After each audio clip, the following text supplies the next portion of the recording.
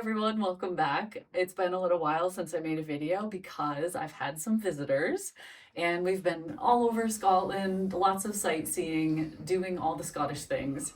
And the final day they're here is going to be special because they want to learn how to paint. So I'm going to introduce them really quick before we get started. Who are you? I am John, and I know nothing about painting other than painting houses and walls. And what do you do for a living, or what did you do? I'm retired, but I was a civil engineer. And who are you? Hi, I'm Andy. I'm an engineer, also a project engineer, more of a Okay. controls engineer. Have you ever painted before? This kind of painting? Paint by numbers. Paint by I've done numbers. that once or twice. Okay. Yeah, I failed miserably. I can't. I doubt I that. can't stay inside the lines, so that's a problem. And they don't know what we're painting today. I'm about to reveal it. We're using watercolor. So first we'll do a little drawing practice, and then we will paint our little souvenir postcards so that they can take them home. Today we went out and saw something very special, and that is what's inspiring us. This is what we're working with. Gonna paint a little portrait of Highland Oh, Coos. cool.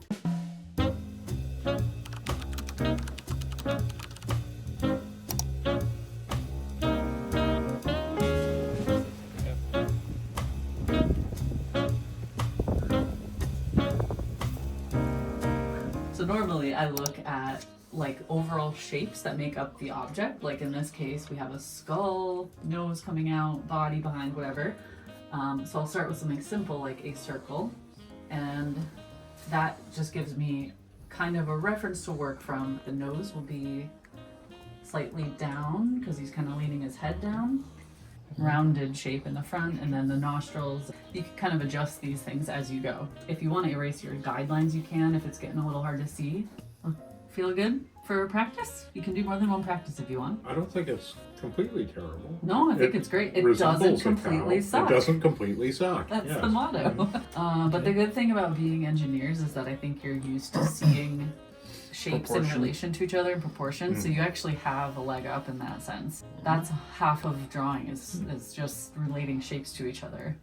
And now Did you get that? Aye. These look great. Oh, I. they do. So we're going to transfer them to or draw them again on our watercolor paper. Try to use a light touch, otherwise it can easily smudge. I think I'm going to have one of my eyes covered in fluffy hair.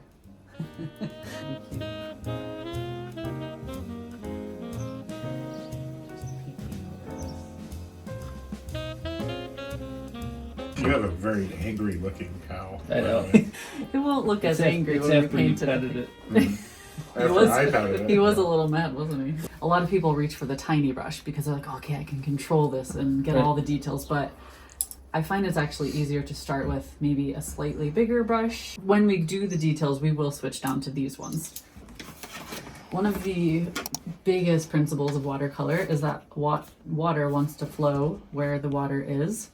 What's the Water scientific wants to flow where the water is. Yeah, Because it has a follows surface itself. tension. Right. So if you get the paper wet and you touch the dry, obviously it's not going to move. But if you touch the edge of that wet paper, it will automatically start spreading. And you can use that to your advantage. So if you want to paint fur that's a little, blonde cow fur, we might use a bit of brown and a bit of yellow and make a light brown that's kind of warm, and let it blend in with one of our lighter colors and let it flow. You can also tilt your paper down or encourage it to spread by adding more water. So for now, I think I'll get you a couple pieces of scrap paper so you can just try this, see how it feels. And then we'll go from there. So we're wetting the paper. Yeah, try wet, and it'll show you. You do need a fair bit of water because it's thirsty paper. It automatically wants to soak that into the fibers.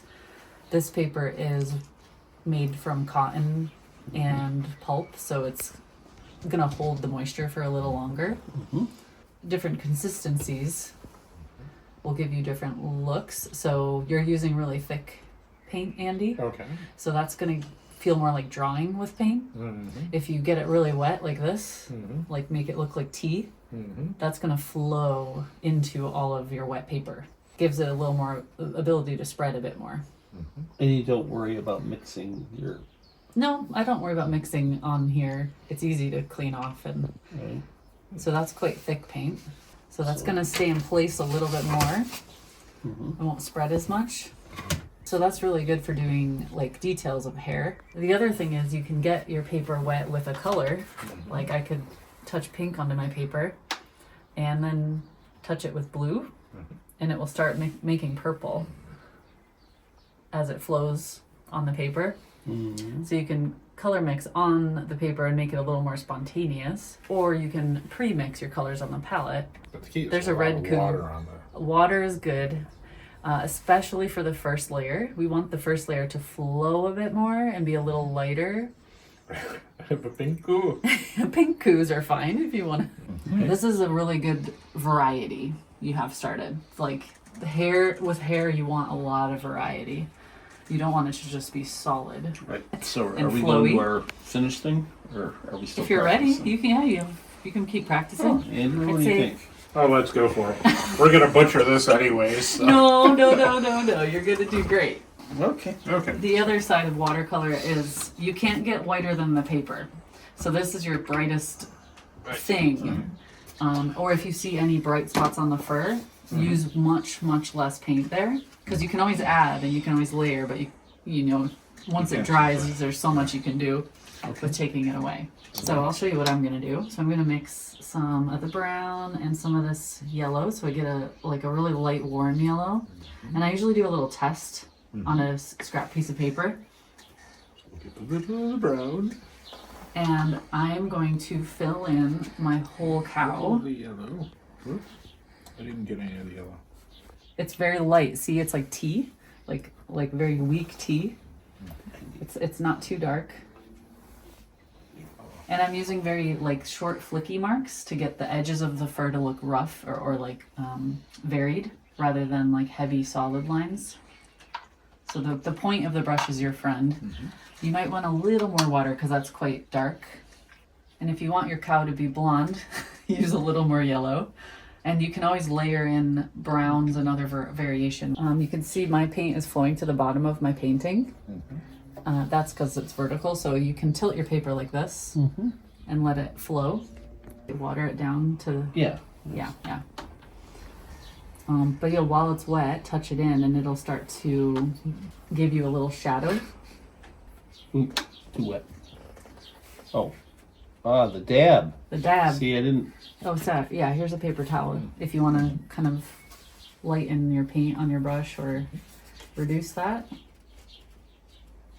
So we've done one layer, maybe two. The next step I think we should do our darks, because that really defines a lot of the details. So darks would be the ears. darks would be under the nostrils. ears, in the nostrils, maybe the mouth, the eye if it's showing, maybe shadows on the horn, things like that. And you don't have to immediately jump into anything too dark. You can still build to your darkness. Okay. And I also want to avoid black because it's in this case too much. Yeah, and we want to use like a dark brown, maybe leaning a little bit red. And then another thing, you can clean your brush off, and then with just the clean tip of the brush you can kind of paint next to what you just did and pull it or drag it in and change the shape of it, and that's going to define. So we have, yeah, you have your bottom lip and then a bit of fur, and then underneath, so maybe like down slightly. So you have a little space to define the chin hair. The head will be casting a shadow on the body below. We need more paint, more brown. Yeah, he's got a twinkle in his eye.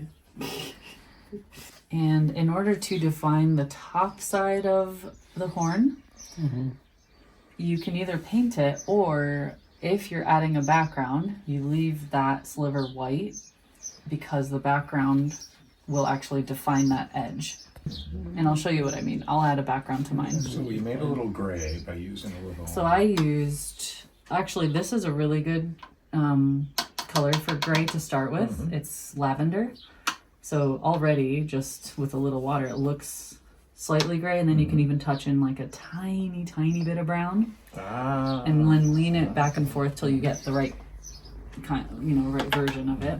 So what I typically do is I get my brush wet, clean, no paint, and I paint a little bit of water onto the paper wherever I want my background to be. So leave a little white sliver, or wherever your lightest part of your horn is, don't paint it.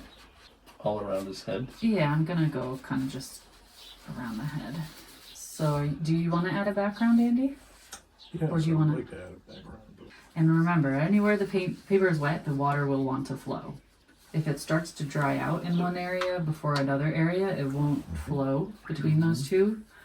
If you want, you can just do a little splash of color here and there. Make it a little abstract. It's already abstract. Well, and my paper's drying pretty fast, so that first layer of water is just to get it started, and then I usually do maybe one more. And not dragging it too much, I'm just gonna put it in place and then leave it. Mm-hmm. And then I'm gonna tilt my paper. Do you see how the horn highlight is Mm-hmm. visible when you have a background? So we're doing the whole thing in the back. I am. It's your art, John. Yeah. Express yourself. Well, I see. If you go over the ones that are already a different color, it really doesn't bleed. And if your paper's drying, you're gonna get that rough texture. Yeah. If it's wet, you'll get a very soft texture. Get those grasses in the foreground. Mm-hmm. Maybe add a couple going slightly bent, like back and forth instead of all vertical. Good idea. Make it a little varied. Okay, so on the count of 3, we're gonna show each other our finished pieces. Show each other. Each other, and then we'll show the camera. Okay. Okay, ready? 1, 2, 3. Oh wow! Yours looks like a coup. Yours Yeah. does too. Little coos in the field.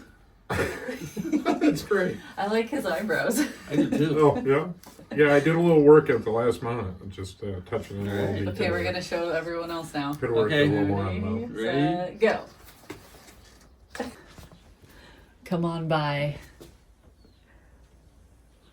I think it's great. Yeah. Finally, my artwork on the internet.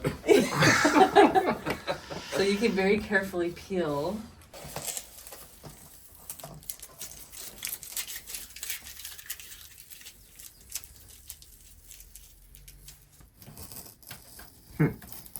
Yeah, those last little dabs With the eyebrows. added some definition. Okay, here we go, the final postcards. And you need to put these on your refrigerator when you get home. Absolutely. Or technically the back is a postcard. You could write on it and send it to someone. You can send it to yourself From Scotland. from Scotland. Yeah. What did you learn? Mostly about mixing the colors, I think, Mm-hmm. and how to keep how wet to keep your brush Yeah. and not keep your brush. Yeah, that's very important. Andy? I will go along with that. Yeah. Water consistency Yes. is massive for Yep. watercolor. Yep. Yeah.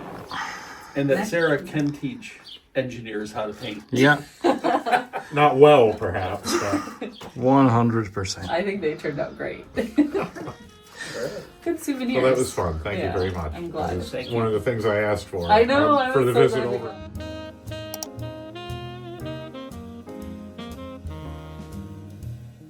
Don't. What was I gonna say? You're gonna say today we're sitting here with 2 engineers. Yeah, and If then I I'll could reveal teach it at them, the if I end. could if I teach can them teach it how how to to teach paint. them how to paint. 30, 40 seconds. Okay, just restart this one. Wait, can you see my feet? Okay, so. Hey everyone, welcome back. I know it's been a while since I made a video, so so I'm going to see if I can teach. Actually, I'll say that after. So I'm going to introduce them really quick. Who are you? I am John, Huh? engineer Yeah. and father to Sarah. Oh, are we revealing that? Oh, well, I thought you were. You said Okay. that you were. I thought you said at the end. Okay. Do that again. Yeah. Or broom. Broom coos. Ah, burst down.